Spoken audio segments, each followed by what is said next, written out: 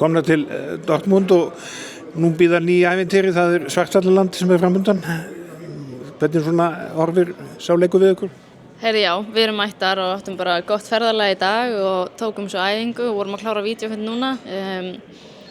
Þær eru bara sterkar sko og kannski svona líkari serbneska liðinu. Þannig að við sýndum að við getum strítt serbum og viljum klárlega gera það núna á móti þeim, sjáum alveg mikla möguleika þar. Hvað svona helst að svara þeim kannski bara í sömu mynd af hörku?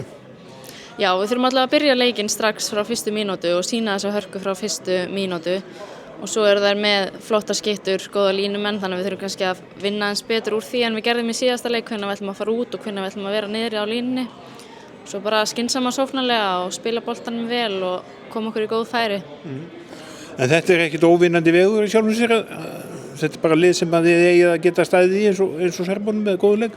Já, klárlega. Ég vil alveg 100% segja það með góðum leik, þá bara eru allir vegi færi, sko.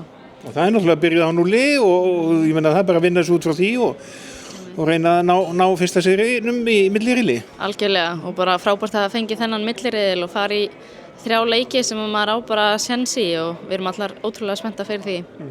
En svona kannski skondið að 2 af þessum 3 liðum eru með ykkur riðil í undankeppninni og Svartfjallingar er eitthvað næsti aðstæðingur í byrjun næsta árs? Já, einmitt. Maður er bara einhvern veginn alltaf orðið að keppa við Færeyingana, það er eiginlega orðið smá fyndið og að Svartfjallaland sé hérna líka, þannig að það er alltaf eitthvað í þessu.